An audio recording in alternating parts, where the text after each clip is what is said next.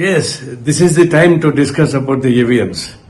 Throughout the world, 122 countries, there is no EVM system, including the leading countries.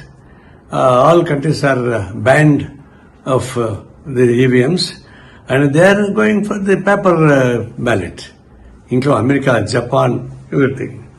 Such a worldwide accepted of that EVMs is doubtful.